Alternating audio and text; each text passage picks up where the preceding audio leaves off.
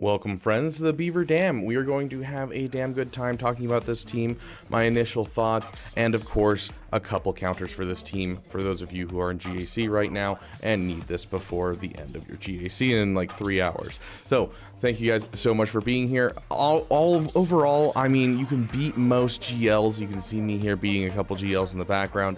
It can get a little scary with certain comps like this Reva comp right here. But like most GLs can be beaten with her on offense. On defense, a lot of people are saying she's not a defensive GL. I think she is.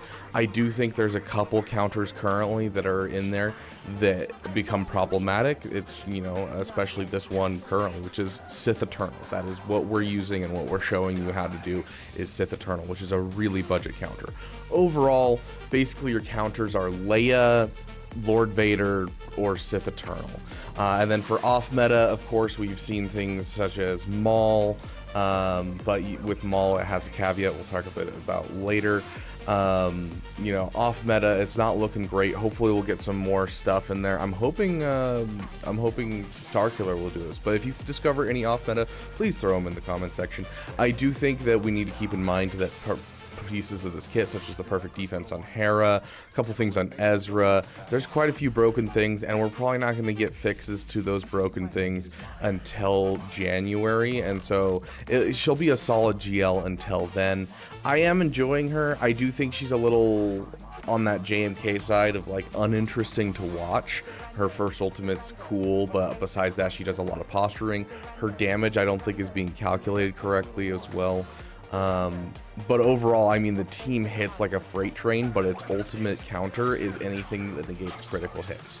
Because you basically just, if you can't critically hit, it's going to take you forever. But the moment you can critically hit, you insta-kill everyone. But let's jump into the Sith Eternal counter, and hopefully it'll help you guys out getting to where you need to be in GAC. So basically with this battle, I do highly suggest trying to get your armor up as fast as possible. It helps a ton in making sure this works. Same with your Thrawn. If you can get within that 1 speed, it super helps. You want that tank tech over on Sith Eternal, just like any battle you use Sith Eternal for. We're going to mark down Hermit Ezra, and we're going to mark down Ahsoka, just because, you know, we got a taunt, and then Hermit Ezra takes a bunch of turns, and we're going to try and kill him first. Overall, it's not too hard to get the best card, especially if you're fast. If you're within 1 speed and you're fast, you're usually going to get it with 0 problems, essentially. So like just right there, we got the 3 stacks of Beskar. We're going to take the 3 stacks of Beskar. We're going to put it on Sith Eternal. It's usually not a problem.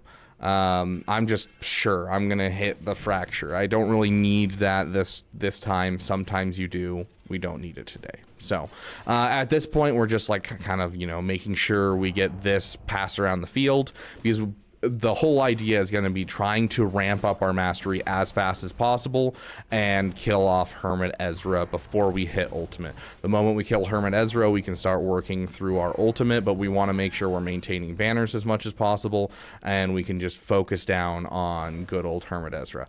Nice thing is, even with the exile on us, it's going to give them crit damage up. Crit damage up doesn't help them at all, considering that they can't critically hit us anymore now that we have 3 stacks of Beskar. But you can see already Hermit Ezra is like getting hit and getting hurt, and so this isn't going to take you too long to get through. It is I'd say the big thing is probably a timeout risk, but I do like the waiting, because there's enough of them that you're going to be continually like getting siphon. Like every time the enemy with siphon takes a turn, or an enemy with the little ability takes a turn, you are going to increase your mastery, which is super, super nice. And so we're going to kind of play off of that to the best of our abilities and continue to try and gain as much mastery as we can, while we kind of don't hit ultimate, just so we basically survive. I'd say 2 minutes is the very latest that you should probably hit ultimate, just to make sure that you can get through people. But you can already see we're doing some solid damage to Ezra already, just with what little we've done to get to where we are. We are getting to the point where I'm going to hit ultimate and just kind of start spamming abilities until we kill off Hermit Ezra. Yeah, this is kind of like this a similar what you do to JML and 3v3 when they're using the Bastila lead, where you kind of bait out the ultimate until you're ready. Okay, so I'm going to hit the ultimate right here just because we need to start hitting them hard, and we've just doubled our mastery by hitting that ultimate. So this isn't going to do much, but because we've ramped up so much mastery, it's still going to kill off Ezra, because Ezra's kind of weak when you get rid of his protection. So at this point, we can now kill people off. It can end up being a little scary at the beginning, just because, you know, obviously you don't have a link on some of the people, and that can be scary because these guys do deal quite a bit of damage. But you get a link on them, and you're pretty much fine. At this point, it's just kind of waiting until you can kill people off and calling it good. So. Okay, there goes another. Woo!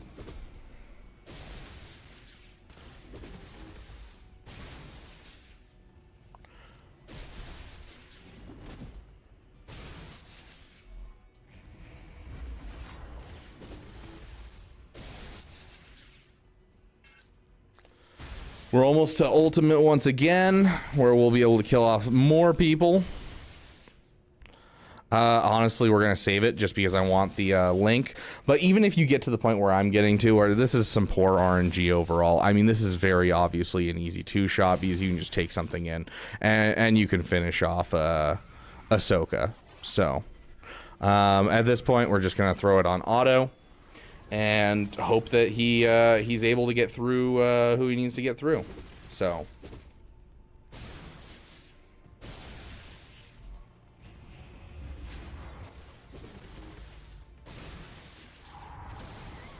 And we're down to just Ahsoka. So obviously this one's a timeout, but overall I've done this a couple times and ended up winning. It just kind of depends on how good your RNG is with like taunts and stuff.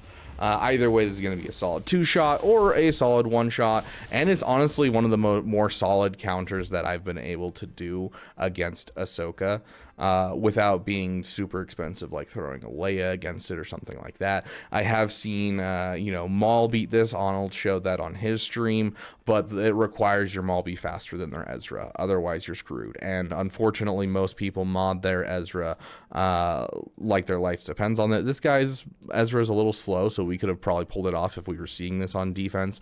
But like, you know, Arnold's Ezra is 380, my Ezra is 354, I think.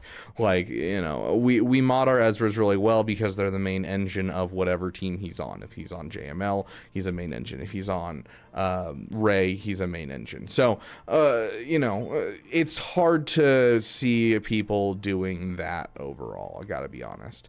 But, you know, once again, the team is just essentially trying to get the 3 stacks of Beskar onto Sith Eternal. I do highly suggest making these guys faster. I'm going to be taking a look at their mods and remodding them just for this personally, just because, you know, I need to make this counter work a bit better. So there you go. You know, hopefully this counter helped you guys. Overall, I've seen Maul do it. If you're faster than Ezra, keep that in mind. I don't think, as I mentioned, I don't think you can do that. I don't know if you can.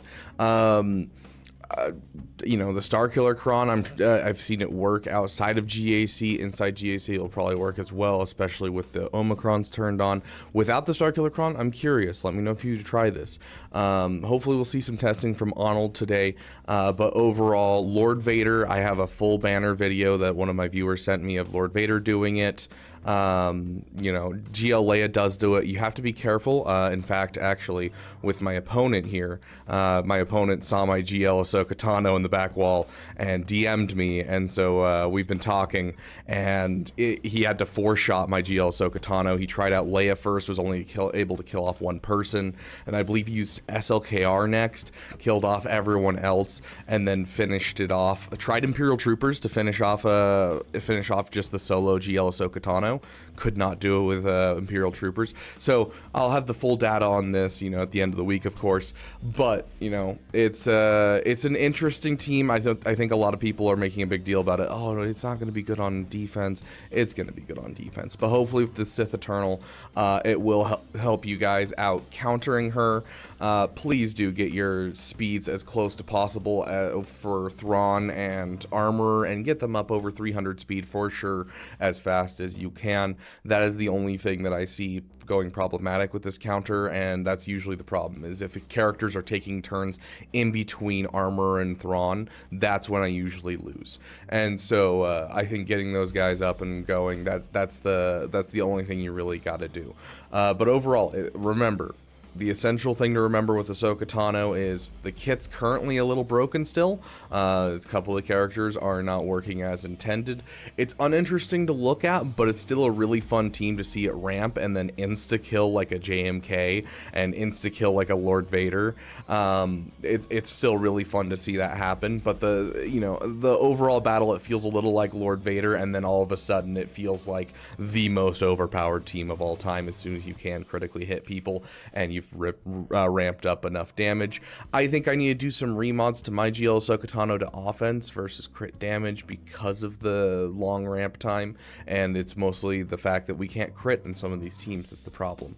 So I'm very excited to see where it's going, and I'm kind of hoping that once they fix a couple of these characters' kits and make them work as intended, I think Sith Eternal might be cut out. But for now, take advantage of the fact that you can use a doo-doo GL against a great GL and be happy about that. Thank you guys so much for watching. If you have any questions about the counter, or if you have anything to add, you found a new counter or anything like that, please reach out, throw it in the comments section. If you got a video, please DM me and I'll drop you my Google Drive and you can send me any footage. I'd love to see your guys' footage from GL Ahsoka Tano, because obviously there's not a whole lot that we can do. You only get one chance, and I'm low enough in Kyber where I'm probably not going to see one on defense myself. So thank you guys so much for watching, and I will see you guys in the next video.